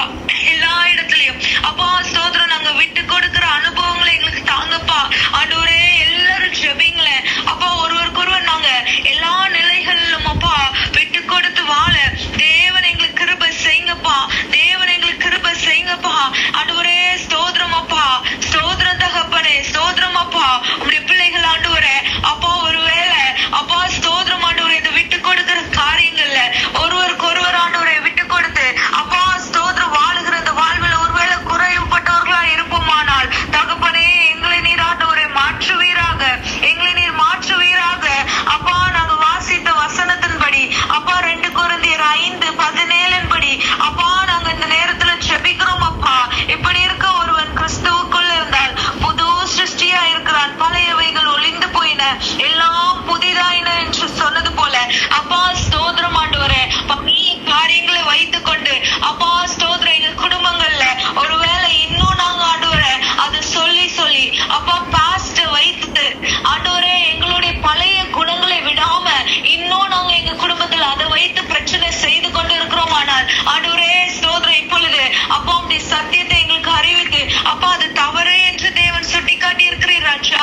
ஆண்டவரே ஸ்தோத்திரம் எல்லா பழைய குணங்கள் எல்லா ஆண்டவரே பழைய ஆண்டவரே அனுபவங்கள் எல்லாம் எங்க வாழ்க்கையை விட்டு மறையட்டும் அப்பா. என் வாழ்க்கையை விட்டு மறையட்டும் ராஜா. ஆண்டவரே என் கணவருடைய அன்பை நான் பெற்றுக்கொள்ளதுக்கு ஆண்டவரே இந்த பழைய சுபாவங்கள் பழைய காரியங்கள் ஒருவேளை தடையா இருக்குமானால் ஆண்டவரே ஸ்தோத்திரம் அப்பா எல்லாம் என்னை விட்டு மறையட்டும் ஐயா. ஹல்லேலூயா. திருமணத்துக்கு முன்பாக இருந்த எல்லா சோம்பல்கள் இன்னும் திருமணம் ஆன பிறகும் எனக்குள்ள தொடர்கிறதானால் இதுவே அப்பா குடும்பங்கள்ல பிரச்சனைகளை கொண்டு வருகிறதற்கு காரணமா இருக்குமானால் ஆண்டவரே அப்பா எல்லா சோம்பலின் குணங்களையும் மாற்றுங்கப்பா. ஆண்டவரே ஸ்தோத்திரம் அப்பா.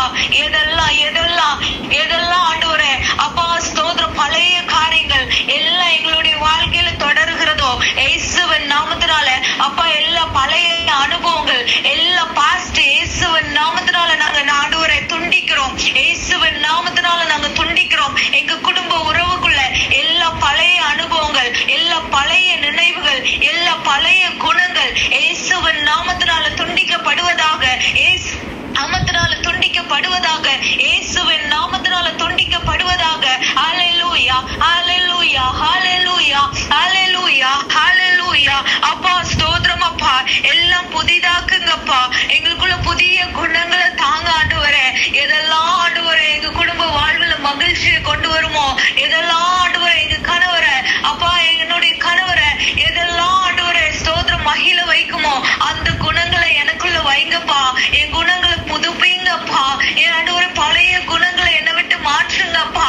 ஆண்டவரே புதிய ஆண்டவரே கேரக்டர் உள்ள ஆண்டவரே குணசாலியானவளா என்னை மாற்றுங்க ராஜா. குணசாலியானவளா என்னை மாற்றுங்கப்பா.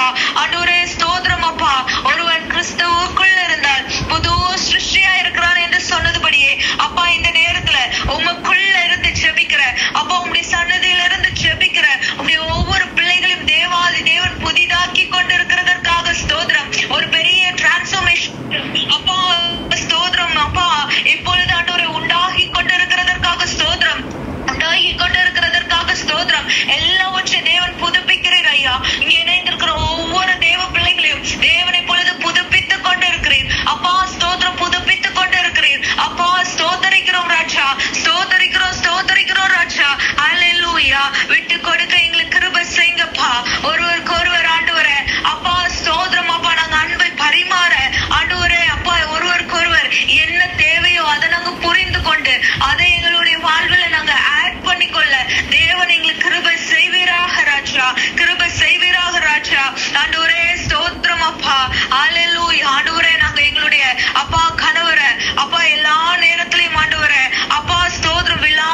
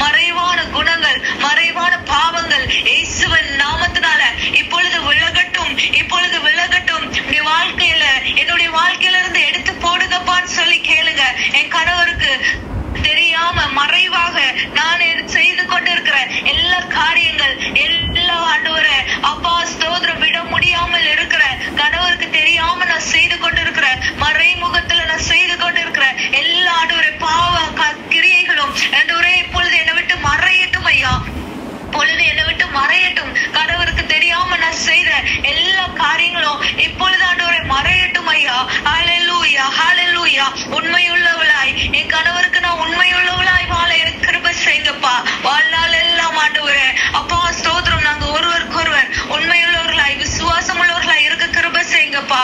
ஒருவேளை இந்த நேரத்துல அப்பா அந்த உண்மையற்ற நிலை ஒருவேளை மனைவிக்குள்ள இருந்தாலும் கணவருக்குள்ள இருந்தாலும் இப்பொழுதே அந்த உண்மையற்ற நிலை அப்பா உங்களுடைய பிள்ளைகளுடைய வாழ்வில் இருந்து அப்பா நீர் எடுத்து போடுவீராக ஜெபிக்கிறோம் அப்பா. அந்த உண்மையற்ற நிலை பல வேளைகள்ல சந்தேகங்களை எழுப்புகிறதப்பா. பல வேளைகள்ல அப்பா பிரச்சனைகளை எழுப்புகிறதே ராஜா. ஆண்டவரே அந்த உண்மையற்ற நிலை இயேசுவின் நாமத்தினால் எப்பொழுது மறைகிறதற்காக ஸ்தோத்திரம், மறைகிறதற்காக ஸ்தோத்திரம், மறைகிறதற்காக ஸ்தோத்திரம் ஐயா. ஹல்லேலூயா ஹல்லேலூயா ஹல்லேலூயா ஹல்லேலூயா ஹல்லேலூயா. ராஜாவே நாங்க ஸ்தோத்திரிக்கிறோம். ஹல்லேலூயா. அப்பா மரண பரியந்தம் உண்மையாயிரு என்று வசனம் சொல்லுகிறது ராஜா. அப்பா மரண பரியந்தம் நாங்க இருவரும் ஒருவருக்கொருவர் உண்மையா இருக்கும் பொழுது உம்முடைய கரங்கள்ல இந்த ஜீவ கிரீடத்தை நாங்க பெற்றுக் கொள்ளுகிறோமே ராஜா. ஜீவ கிரீடத்தை நாங்க பெற்றுக் கொள்ளுகிறோமே அப்பா. ஓ எத்தனை மகிமையான ஆசீர்வாதம் அப்பா. நாங்க உண்மையுள்ளவர்களாய் வாழும் பொழுது உம்முடைய கரத்துல இருந்து எவ்வளவு மகிமையான ஆசீர்வாதத்தை பெறுகிறோம் ராஜா. எங்க குடும்ப வாழ்வில ஆண்டவரே ஸ்தோத்திரம் அப்பா. எங்களுக்குள்ள எந்த விதமான உலக பிரகாரமான காரியங்கள் உள்ள பிரவேசிக்காதபடிக்கு என் தேவ ஆவியானவர் அப்பா உடைய பிரசன்னத்தினால தடுத்து நிறுத்துவீராக ராஜா. எங்க ஃபேமிலி லைஃப்குள்ள என் கணவருக்கும் எனக்கும் நடுவுல எந்த உலக பிரகாரமான அன்பு உள்ள நுழைய கூடாதப்பா. ஆண்டவரே என்னுடைய அன்பு என் கணவருக்கும் என் கணவருடைய அன்பு எனக்கும் ஆண்டவரே ஸ்தோத்திரம் அப்பா. இது எப்பொழுதும் நிலைத்திருக்க செய்வீராக. இதற்கு ஊடாக இதற்கு நடுவாக உலக பிரகாரமான இச்சைகள் உலக பிரகாரமான அப்பா ஸ்தோத்திரம் எந்த காரியங்களும் அப்பா எங்களுடைய உறவுகளுக்கு நடுவுல வராதபடிக்கு தேவன் தடுத்து போடுவீராக. அதை பிடுங்கி போடுவீராக ராஜா. அப்பா ஸ்தோத்திரம் அப்பா. ஹல்லேலூயா ஹல்லேலூயா ஹல்லேலூயா. தகப்பனே உம்முடைய சமூகத்துல ஒப்பு கொடுக்கிறோம் ஐயா. ஒப்பு கொடுக்கிறோம் அப்பா. ஒப்பு கொடுக்கிறோம் அப்பா. ஆண்டவரே நாங்க ஜெபித்த எல்லா காரியங்களையும் தேவன் கேட்டு அப்பா ஸ்தோத்திரம் எங்களுக்குள்ள ஒரு மாற்றத்தை உண்டு பண்ணி கொண்டு இருக்கிறதற்காக ஸ்தோத்திரம் ராஜா. புத்தியுள்ள ஸ்திரீயாய் வாழ எங்களுக்கு கிருபை செய்யுங்கப்பா. வீட்டை கட்டுகிறவளாய் மாற்றுங்க ஆண்டவரே. அப்பா வீட்டை இடிக்கிறவளாய் இல்லப்பா. வீட்டை கட்டுகிற ஒரு பெண்ணா என்ன மாற்றுங்க ராஜா. எல்லா நெகட்டிவ் என்னிடத்துல இருந்து எடுத்து போடுங்கப்பா. உம்முடைய கிருபைகள் உம்முடைய ஆண்டவரே ஞானம் எங்களுடைய வாழ்வை எங்களுடைய இருதயத்தை நிரப்பட்டும் ராஜா. நிரப்பட்டும் ராஜா. நிரப்பட்டும் ராஜா. ஹல்லேலூயா ஹல்லேலூயா. ஒரு மனைவியினுடைய ஜெபம் அப்பா கணவரை இந்த அளவுக்கு தாங்குமானால் அப்பா ஸ்தோத்திரம் ஆண்டவரே இந்த அளவுக்கு திருமண வாழ்வை சந்தோஷமாக கொண்டு செல்லும் என்றால் ஆண்டவரே ஒவ்வொரு நிமிடமும் நாங்க எங்க கணவருக்காக நாங்க ஜெபிக்கும்படி எங்களை அர்ப்பணிக்கிறோம் ஐயா. ஆண்டவரே எங்க குடும்பத்துக்காக ஜெபிக்கும்படி எங்களை அர்ப்பணிக்கிறோம் ராஜா. ஹல்லேலூயா. உம்முடைய சமூகத்துல ஆண்டவரே ஒப்பு கொடுக்கிறோம் அப்பா. ஏறெடுத்த எல்லா விண்ணப்பங்களையும் தேவன் கேட்டுக்கொண்டு இருக்கிறீர், செவி சாய்த்து இருக்கிறீர் என்று நாங்க விசுவாசிக்கிறோம் அப்பா. உம்முடைய பிரசன்னம் அப்பா ஒவ்வொரு குடும்பங்களுக்குள்ளேயும் அப்பா ஆண்டவரே ஒரு பெரிய மாற்றத்தை உண்டு பண்ணட்டும் ராஜா. அசைவாடுங்கப்பா. அற்புதங்களை செய்யுங்கப்பா. பிரிந்த குடும்பங்கள் இணையட்டும் அப்பா. ஆண்டவரே ஸ்தோத்திரம். தேவனுக்கு பிரியமற்ற காரியங்கள் அப்பா குடும்ப வாழ்வில் இருந்து விலகட்டும் அப்பா. அன்பு பெருகட்டும் அப்பா. ஒருவருக்கொருவர் ஆண்டவரே புரிந்து கொள்ளுகிற ஆண்டவரே அந்த அன்பு ஊற்றப்படட்டும் அப்பா. விட்டு கொடுக்கிற அந்த அன்பு ஊற்றப்படட்டும் அப்பா. ஒருவருக்கொருவர் ஹானர் பண்ணுகிற ஆண்டவரே அந்த அன்பு ஊற்றப்படட்டும் அப்பா. ஒருவருக்கொருவர் விண்ணப்பம் செய்கிற அந்த அன்பு ஆண்டவரே அப்பா ஸ்தோத்திரம் ஆண்டவரே. அப்பா எங்களுடைய வாழ்வுல அப்பா ஒருவருக்கொருவர் அப்பா ஆண்டவரே நாங்க விண்ணப்பம் செய்கிற ஆண்டவரே அப்பா ஸ்தோத்திரம் அந்த அன்பு ஊற்றப்படட்டும் ராஜா. விட்டு கொடுக்கிற அன்பு ஊற்றப்படட்டும் அப்பா. விழாமல் தாங்குகிற அன்பு ஊற்றப்படட்டும் அப்பா. ஆண்டவரே ஸ்தோத்திரம் அப்பா. ஆண்டவரே விசுவாசமாய் உண்மையாய் வாழும்படியான அன்பு ஆண்டவரே ஸ்தோத்திரம் அப்பா தீர்மானம் எங்களுக்குள்ள நிலைத்திருக்கட்டும் ராஜா. அர்ப்பணிக்கிறோம் அர்ப்பணிக்கிறோம் அர்ப்பணிக்கிறோம். நிறைய மகிமையான பெரிய காரியங்களை எங்களுடைய வாழ்வில் செய்ய போகிறேன் அப்பா. செய்து கொண்டிருக்கிறேன் அப்பா ஸ்தோத்திரம் ஐயா. நீரே பெரிய காரியங்களை செய்திடுங்க. மீட்பர் இயேசு கிறிஸ்துவின் நாமத்தினால ஜெபிக்கிறோம் எங்கள் ஜீவனுள்ள நல்ல தந்தையே. ஆமென், ஆமென், ஆமென், ஆமென், ஆமென். எல்லாரும் இணைந்து சொல்லுவோமா? என் ஆத்துமாவே கர்த்தரை ஸ்தோத்திரி, என் முழு உள்ளமே அவருடைய பரிசுத்த நாமத்தை ஸ்தோத்திரி. என் ஆத்துமாவே கர்த்தரை ஸ்தோத்திரி.